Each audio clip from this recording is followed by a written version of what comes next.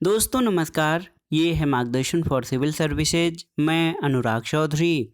दोस्तों आज की वीडियो में आप पढ़ेंगे यूपी बोर्ड की 7वीं कक्षा की पुस्तक हमारा इतिहास और नागरिक जीवन के नागरिक शास्त्र खंड का अध्याय 1 हमारा संविधान। इस अध्याय में आप जानेंगे हमारा संविधान कैसे बना, संविधान बनाने में कितना समय लगा, संविधान की प्रस्तावना क्या है, संविधान का उद्देश्य क्या है, हमारे मौलिक अधिकार कौन से हैं, शिक्षा का अधिकार तथा बाल अधिकार क्या हैं, राज्य के नीति निर्देशक तत्व और मौलिक कर्तव्यों के संबंध में। अंत में हम इस अध्याय से संबंधित अभ्यास प्रश्नों को सॉल्व करेंगे जो 7वीं कक्षा के विद्यार्थियों के साथ प्रतियोगी परीक्षाओं की तैयारी करने वाले छात्रों के लिए बहुत ही उपयोगी है। तो आइए शुरू करते हैं आज का अध्याय, नागरिक शास्त्र का अध्याय 1 हमारा संविधान। दोस्तों क्या आप बता सकते हैं कि स्वतंत्रता से पूर्व भारत में किसका शासन था? आज़ादी से पूर्व भारत में अंग्रेजों का राज था। अंग्रेज ही तय करते थे कि भारत के लोगों के लिए कानून कैसे बनेंगे और कौन उन्हें लागू करेगा। यहाँ का शासन उस तरह चलता था जिस तरह इंग्लैंड की सरकार उसे चलाना चाहती थी। उसी समय से कई भारतीय सोच रहे थे कि यह बात ठीक नहीं है। किसी दूसरे देश के लोग हमारे लिए कानून और नियम कैसे बना सकते हैं? उन्होंने इस बात के लिए स्वतंत्रता संघर्ष शुरू किया कि भारत के लोगों को स्वयं अपना कानून बनाने और अपना शासन चलाने का हक मिल सके। आइए जानते हैं कैसे बना हमारा संविधान। दोस्तों इतने बड़े देश के लिए ये सब बातें सोचना कोई आसान काम नहीं था। कोई एक व्यक्ति इस काम को अकेला कर भी नहीं सकता था। भारत के हर प्रांत के पुरुषों और महिलाओं ने स्वतंत्रता की लड़ाई लड़ी थी। इसलिए ये भी जरूरी था कि नियम कानून बनाने में हर प्रांत के पुरुषों और महिलाओं यानी सभी लोगों का हाथ हो। इस काम को करने के लिए सन 1946 में एक संविधान सभा बनाई गई। इसमें 389 लोग थे जो भारत के हर प्रांत से आए थे। कुछ लोग जिनके नाम आपने सुने होंगे वे थे सरोजनी नायडू, विजय लक्ष्मी पंडित, मौलाना अबुल कलाम आज़ाद, जवाहरलाल नेहरू, एच.वी. कामत। इस सभा के अध्यक्ष डॉक्टर राजेंद्र प्रसाद थे और संविधान सभा की एक प्रारूप समिति यानी ड्राफ्टिंग कमेटी भी बनी जिसे संविधान लिखने का काम किया। और इस समिति के अध्यक्ष डॉक्टर भीमराव रामजी अंबेडकर थे। भारतीय संविधान बनाने में 2 वर्ष 11 माह और 18 दिन का समय लगा। संविधान सभा ने 26 जनवरी 1949 को स्वतंत्र भारत के संविधान को स्वीकार किया और इस संविधान को 26 जनवरी 1950 को संपूर्ण भारत में लागू किया गया। तब से 26 जनवरी को हम गणतंत्र दिवस के रूप में मनाते हैं। आइए डॉक्टर भीमराव अंबेडकर के बारे में जानते हैं। दोस्तों डॉक्टर भीमराव रामजी अंबेडकर ने लंदन में गोलमेज सम्मेलन में भी प्रतिभाग किया था। वे मानते थे कि दलितों के सामाजिक उत्थान के लिए उनकी राजनीतिक भागीदारी आवश्यक है। इसलिए उन्होंने दलितों के लिए अलग से निर्वाचन की मांग की, जिसके फलस्वरूप विधानमंडलों में दलितों के स्थान आरक्षित किए गए। दोस्तों आपने शायद कभी किसी को यह कहते सुना होगा कि भारत एक लोकतांत्रिक देश है यानी डेमोक्रेटिक कंट्री। इसका मतलब ये है कि सरकार बनाने और बदलने में सभी लोगों की भागीदारी होनी चाहिए। दूसरी बात यह है कि लोकतांत्रिक देश में राष्ट्रपति, प्रधानमंत्री, मुख्यमंत्री कोई भी व्यक्ति चाहे कितने ऊंचे पद पर हो अपने मन से काम नहीं कर सकता। यहाँ तक कि पूरी सरकार भी अपनी मनमानी नहीं कर सकती। जिस देश में लोकतांत्रिक सरकार होती है वहाँ एक संविधान होता है। संविधान में देश के कामकाज के बारे में बहुत सारी बातें लिखी होती हैं। देश के प्रत्येक नागरिक को संविधान के अनुसार काम करना पड़ता है और संविधान में ये भी लिखा है कि यदि कोई भी गैर संवैधानिक यानी संविधान में लिखी बातों के खिलाफ काम करता है तो इसके बारे में क्या किया जाना चाहिए। दोस्तों आइए अपने संविधान के बारे में जानते हैं। हमारा संविधान जो है वो कैसा है, किस प्रकार का है, इसकी विशेषताएं क्या हैं और इसके उद्देश्य क्या हैं। दोस्तों सबसे पहले जानते हैं कि संविधान क्या है। तो देश के सर्वोच्च कानूनों के संग्रह को संविधान कहा जाता है। भारतीय संविधान लिखित और विशाल संविधान है। इसमें आवश्यकता पड़ने पर संशोधन और परिवर्तन किया जा सकता है। दोस्तों जब हमारा संविधान बना यानी जो मूल संविधान था उसमें कुल 22 भाग, 395 अनुच्छेद और 8 अनुसूचियां थीं। वर्तमान में अनुसूचियों की संख्या 12 हो गई है। आइए जानें कि हमारे संविधान में है क्या। तो सबसे पहले हमारे संविधान में प्रस्तावना यानी उद्देशिका है, जिसमें संविधान के उद्देश्य दिए गए हैं और अपने संविधान को समझने से पहले इसकी प्रस्तावना और उसमें दिए गए उद्देश्यों पर विचार करना जरूरी है। तो आइए सबसे पहले अपने संविधान की प्रस्तावना को पढ़ते हैं। दोस्तों, अपने संविधान की प्रस्तावना ये है कि हम भारत के लोग भारत को एक संपूर्ण प्रभुत्व संपन्न समाजवादी पंथ निरपेक्ष लोकतंत्रात्मक गणराज्य बनाने के लिए तथा उसके समस्त नागरिकों को सामाजिक आर्थिक और राजनैतिक न्याय, विचार अभिव्यक्ति, विश्वास, धर्म और उपासना की स्वतंत्रता, प्रतिष्ठा और अवसर की समता प्राप्त कराने के लिए तथा उन सब में व्यक्ति की गरिमा और राष्ट्र की एकता और अखंडता सुनिश्चित करने वाली बंधुता बढ़ाने के लिए दृढ़ संकल्प होकर अपनी संविधान सभा में आज दिनांक 26 नवंबर 1949 ईस्वी मिति मार्गशीर्ष शुक्ल सप्तमी संवत 2006 विक्रमी को एतत् द्वारा इस संविधान को अंगीकृत, अधिनियमित और आत्मार्पित करते हैं। तो इस तरह से संविधान की प्रस्तावना जो है संविधान के उद्देश्यों को दर्शाती है और ये बताती है कि जो सत्ता है उसके स्रोत भारत की जनता है। तो देखिए, अपने संविधान में क्या है, तो प्रस्तावना में भारत को एक प्रभुत्व संपन्न राज्य कहा गया है। भारत की सरकार आंतरिक और बाहरी मामलों में अपनी इच्छानुसार आचरण और कार्य करने को पूर्ण स्वतंत्र है, इसलिए भारत को प्रभुत्व संपन्न राज्य कहा गया है। समाजवाद, तो हमारा लक्ष्य समाजवादी राज्य की स्थापना करना है। यहाँ समाजवाद का अर्थ है सरकार लोगों की आर्थिक स्थिति में समानता लाने का प्रयास करे। इसके अलावा हमारा जो संविधान है वो पंथ निरपेक्ष राज्य की वकालत करता है, क्योंकि राज्य किसी विशेष धर्म को राज्य धर्म के रूप में मान्यता नहीं प्रदान करता, बल्कि सभी धर्मों के साथ समान व्यवहार करता है, सबकी उन्नति और विकास के लिए प्रयास करता है। एक अन्य महत्वपूर्ण बात कि प्रस्तावना में भारत को लोकतंत्रात्मक गणराज्य कहा गया है। तो भारत की सरकार जनता के लिए जनता द्वारा चुनी जाती है, इसलिए इसे लोकतंत्रात्मक कहा गया है। और दूसरी बात ये कि भारत का जो राष्ट्राध्यक्ष यानी राष्ट्रपति होता है वो वंशानुगत न होकर निर्वाचित होता है, इसलिए भारत को गणराज्य कहा गया है यानी रिपब्लिक।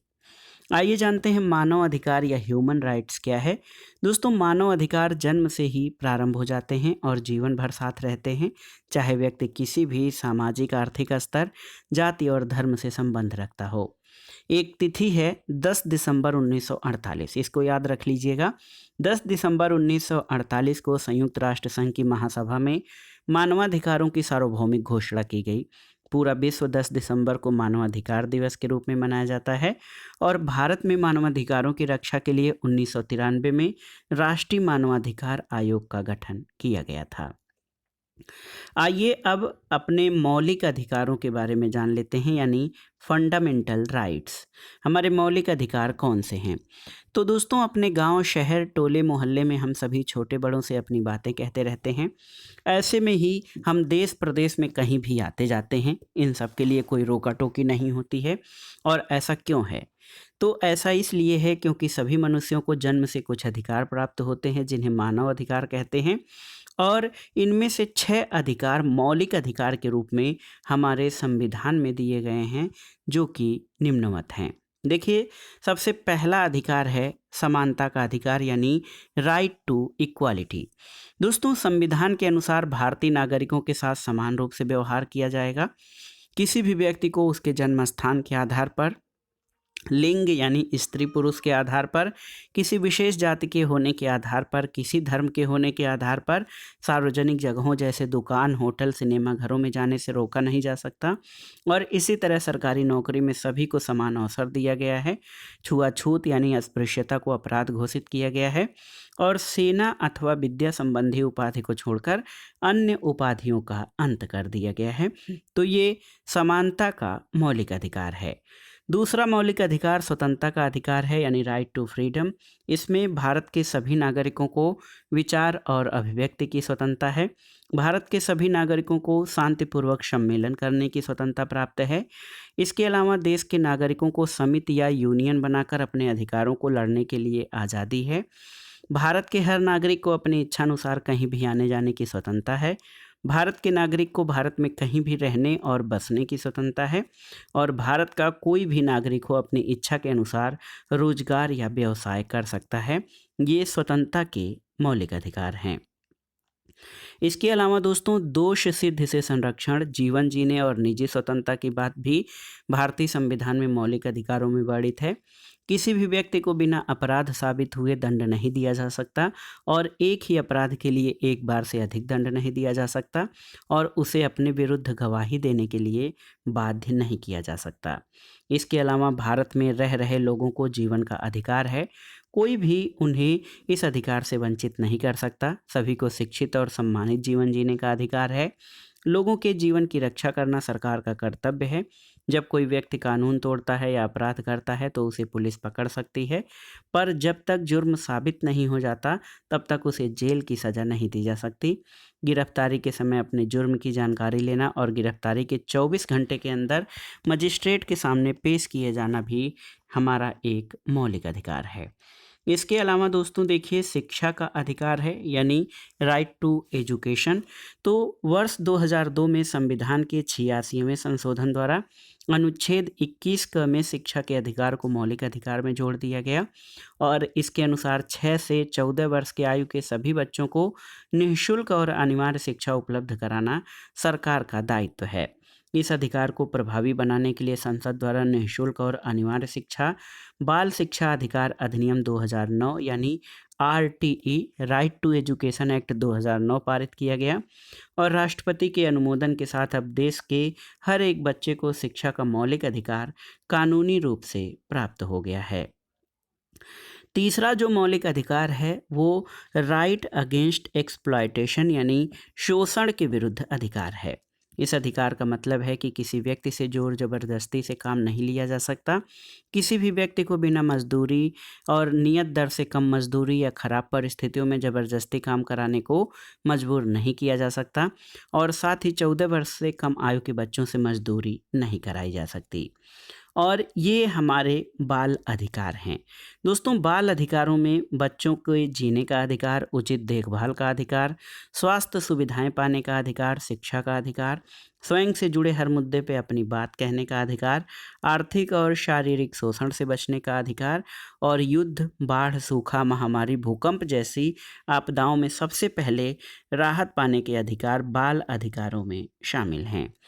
दोस्तों देखिए राष्ट्रीय बाल अधिकार संरक्षण आयोग की स्थापना मार्च 2007 में की गई और ये आयोग बाल अधिकारों की रक्षा के लिए कार्य करता है।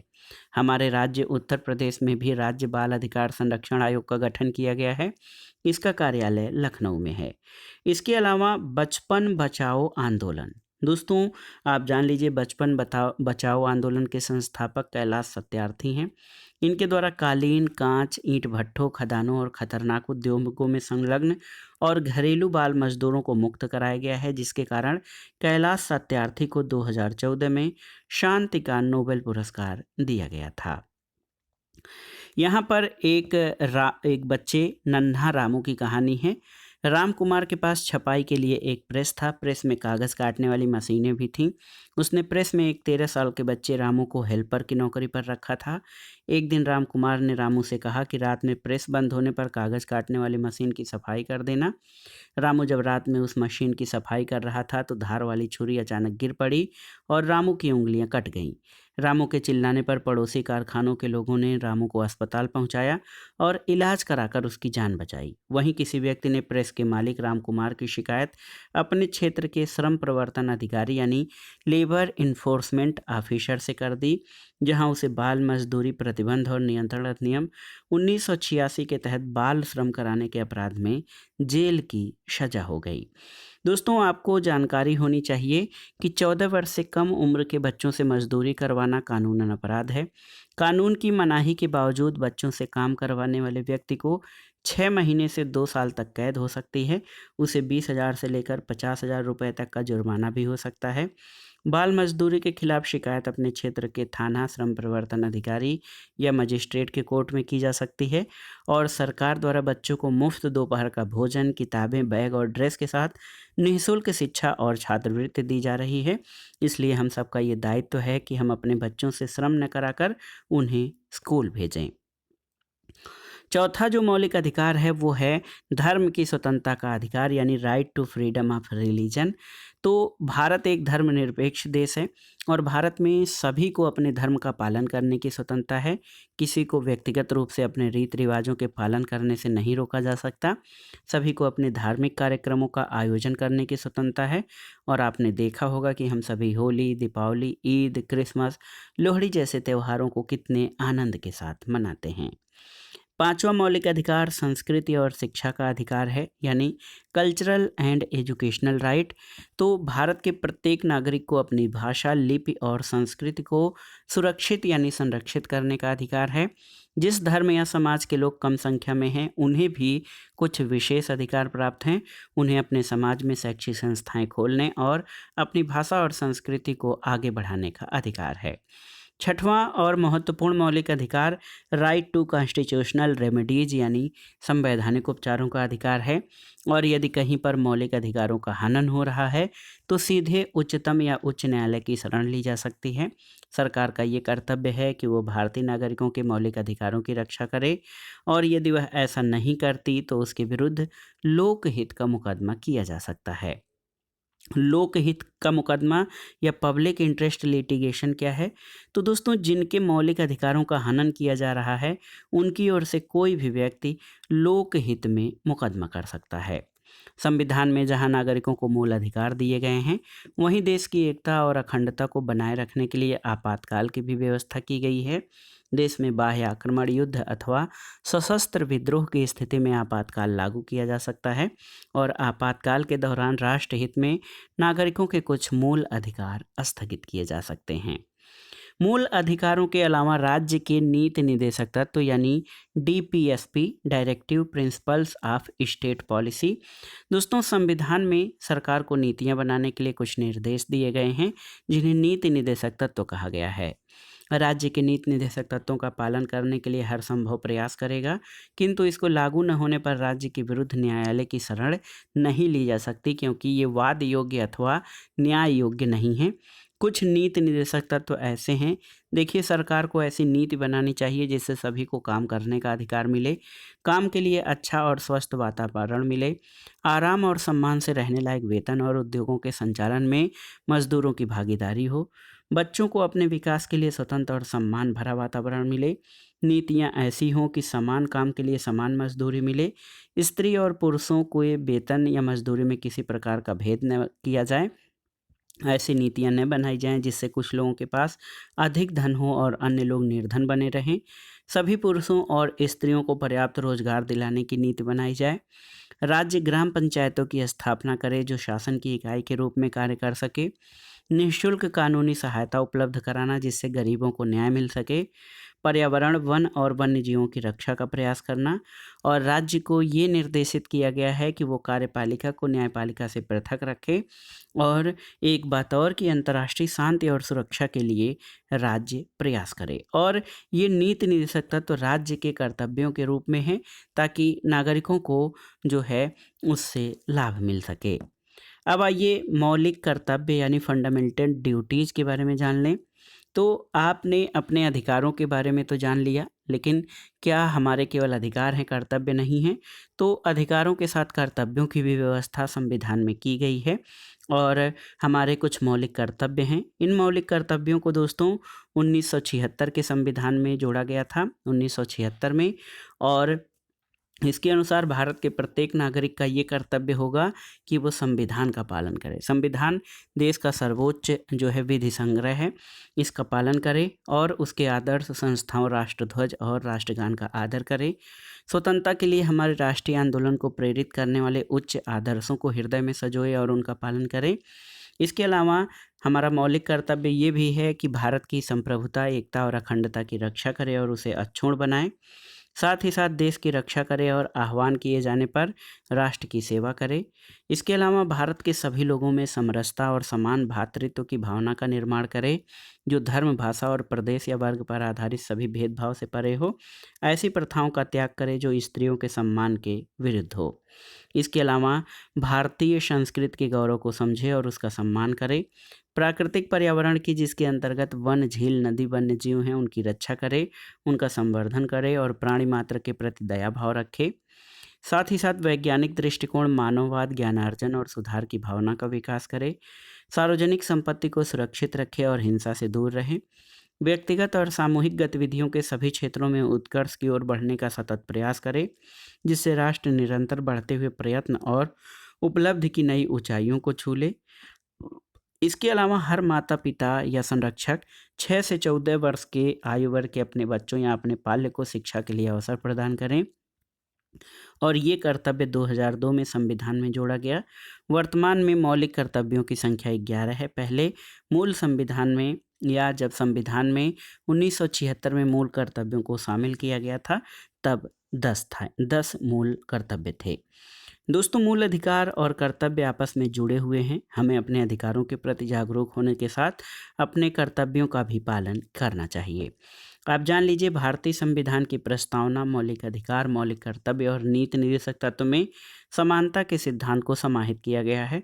संविधान न केवल महिलाओं को समानता का अधिकार देता है, बल्कि महिलाओं के प्रति होने वाले भेदभाव को दूर करने के पक्ष में राज्यों को सकारात्मक नीतियां अपनाने की शक्ति भी देता है।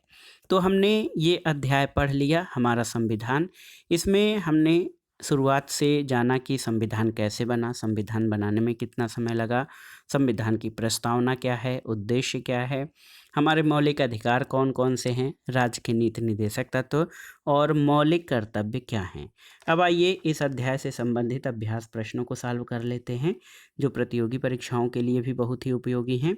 संविधान सभा के अध्यक्ष कौन थे? तो आप जानते हैं, डॉक्टर राजेंद्र प्रसाद। मौलिक अधिकारों की संख्या कितनी है? तो मौलिक अधिकारों की संख्या 6 है। अब आइए निम्नलिखित प्रश्नों के उत्तर दीजिए। संविधान सभा के बारे में लिखिए।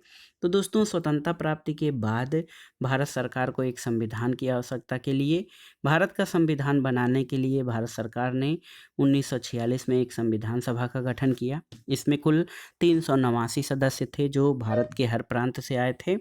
संविधान सभा के अध्यक्ष राजेंद्र प्रसाद थे, और संविधान सभा की एक प्रारूप समिति बनी, जिसको संविधान लिखने का काम दिया गया था।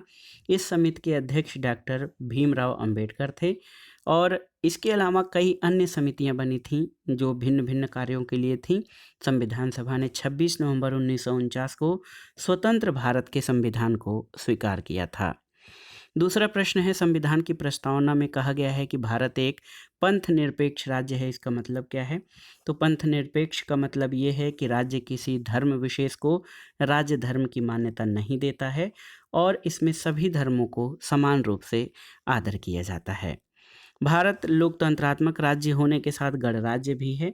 तो दोस्तों, हमारे देश में शासन जो है वंशानुगत न होकर जनता द्वारा स्वतंत्र रूप से चुने गए प्रतिनिधियों द्वारा चलाया जाता है, और हमारा राष्ट्राध्यक्ष जो होता है, राष्ट्रपति, वो दोस्तों देखिए, वो वंशानुगत न होकर निर्वाचित होता है। इसीलिए भारत जनता द्वारा जो है, जनता का जनता द्वारा जनता के लिए शासन यानी लोकतंत्र है, और साथ ही गणराज्य भी है।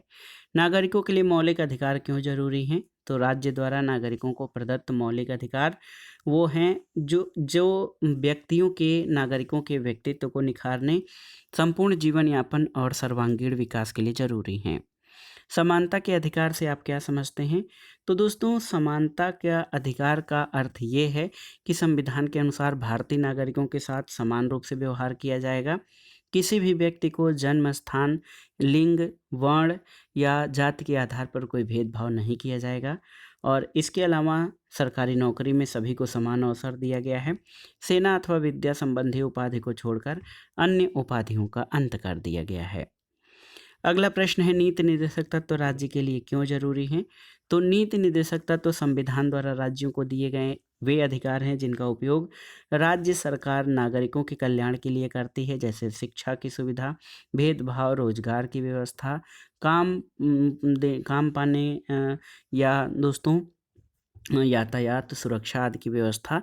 ये नीति निर्देशक तत्व हैं। मौलिक अधिकार और नीति निर्देशक तत्वों में कोई अंतर बताइए। तो दोस्तों मौलिक अधिकारों के अतिक्रमण होने पर मुकदमा करने का अधिकार है, जबकि नीति निर्देशक सिद्धांतों को मानने के लिए राज्य को बाध्य नहीं किया जा सकता है। अगला प्रश्न है दोस्तों, संविधान में प्रदत्त स्वतंत्रता के अधिकार के अंतर्गत नागरिकों को किस प्रकार की स्वतंत्रताएं दी गई हैं। तो स्वतंत्रता के अधिकार में धर्म की स्वतंत्रता का अधिकार, सांस्कृतिक शिक्षा का अधिकार और इसके अलावा जो है जीवन और स्वतंत्रता का अधिकार दिया गया है और वाक अभिव्यक्ति आबाद विचरण की स्वतंत्रता, वृत्ति या व्यवसाय करने की स्वतंत्रता, समूह बनाने की स्वतंत्रता, ये सारी स्वतंत्रताएं दी गई हैं। अगला प्रश्न है, संविधान में दिए गए किन्हीं 2 मौलिक कर्तव्यों को लिखिए। तो हमारे मौलिक कर्तव्य ये हैं कि प्रत्येक भारतीय का ये कर्तव्य होगा कि वो संविधान का पालन करे, उसके आदर्शों, संस्थाओं, राष्ट्रध्वज और राष्ट्रगान का आदर करे। इसके अलावा प्रत्येक भारतीय का ये कर्तव्य है कि वो भारत की संप्रभुता, एकता और अखंडता की रक्षा करे और उसे अक्षुण्ण बनाए रखे। अगला प्रश्न है, हमारे देश के लिए संविधान क्यों जरूरी है। तो जिन देशों में लोकतांत्रिक सरकार होती है वहाँ एक संविधान होता है और संविधान इसलिए ज़रूरी है क्योंकि संविधान में देश के कामकाज के बारे में बहुत सी बातें लिखी होती हैं। शासन कैसे चलाया जाएगा, सरकार और लोगों के संबंध कैसे होंगे, ये सारी चीज़ें संविधान में लिखी होती हैं। और दोस्तों देश के प्रत्येक नागरिक और जो शासक होते हैं या जो हमारे प्रतिनिधि चुने जाते हैं उनको संविधान के अनुसार ही काम करना पड़ता है, इसीलिए संविधान जरूरी है। रिक्त स्थानों की पूर्ति कीजिए। संविधान सभा की प्रारूप समिति के अध्यक्ष कौन थे। तो बाबा साहब डॉक्टर भीमराव अंबेडकर। संविधान के द्वारा भारतीय नागरिकों को कितने 11 मौलिक कर्तव्य दिए गए हैं और मौलिक अधिकारों के हनन पे भारतीय नागरिक न्यायालय की शरण में जा सकते हैं। अगला प्रश्न है, अधिकार और कर्तव्य जो है परस्पर जुड़े हुए हैं। तो अगर आप क्या अधिकार चाहते हैं, तो अगर आप शोषण के विरुद्ध अधिकार, समानता का अधिकार, धार्मिक स्वतंत्रता का अधिकार चाहते हैं तो आपको उन आदर्शों का पालन करना चाहिए। संविधान, राष्ट्रीय ध्वज और राष्ट्रगान का सम्मान करना चाहिए, सार्वजनिक संपत्ति की रक्षा करनी चाहिए। और अगर हम अपने इन कर्तव्यों को करेंगे, गांधी जी के शब्दों में कि हम अपने कर्तव्यों को करें तो हमें अपने अधिकार स्वतः ही मिल जाएंगे, क्योंकि अधिकार और कर्तव्य एक दूसरे से अलग नहीं बल्कि एक दूसरे के पूरक हैं। तो दोस्तों ये था आज का वीडियो। इसमें यूपी बोर्ड के 7वीं कक्षा की पुस्तक हमारा इतिहास और नागरिक जीवन के नागरिक शास्त्र खंड का अध्याय 1 आपने पढ़ा, हमारा संविधान। संविधान के शुरुआती चरण यानी संविधान निर्माण, समितियां, मौलिक अधिकार, प्रस्तावना, नीति निर्देशक तत्व, मूल कर्तव्य और जो अन्य जो बाल अधिकार हैं, बचपन बचाओ आंदोलन, बाबा साहब डॉक्टर भीमराव अंबेडकर, इन सभी के बारे में बहुत ही आसानी से इस अध्याय में समझाया गया है। और संविधान के बारे में जो शुरुआती धारणा या शुरुआती ज्ञान है उसको 7वीं कक्षा के विद्यार्थियों के साथ साथ प्रतियोगी परीक्षाओं की तैयारी करने वाले छात्रों के लिए ये चैप्टर बहुत ही आसान और सुबोध है, ताकि आप आसानी से इसमें निहित तथ्यों को समझ सकें। दोस्तों ये चैप्टर बहुत ही महत्वपूर्ण है राज व्यवस्था, भारतीय संविधान और राज व्यवस्था खंड के लिए भी। और 7वीं कक्षा के विद्यार्थियों के साथ प्रतियोगी परीक्षाओं की तैयारी करने वाले छात्र इससे लाभान्वित हो सकते हैं। और हमने बहुत ही आसानी से इसको पढ़ने और समझने का प्रयास किया है। तो ये चैप्टर आपको कैसा लगा हमें कमेंट बॉक्स में ज़रूर बताइएगा। वीडियो को लाइक करें, शेयर करें और इस चैनल मार्गदर्शन फॉर सिविल सर्विसेज को सब्सक्राइब करें। वीडियो देखने के लिए धन्यवाद दोस्तों, नमस्कार।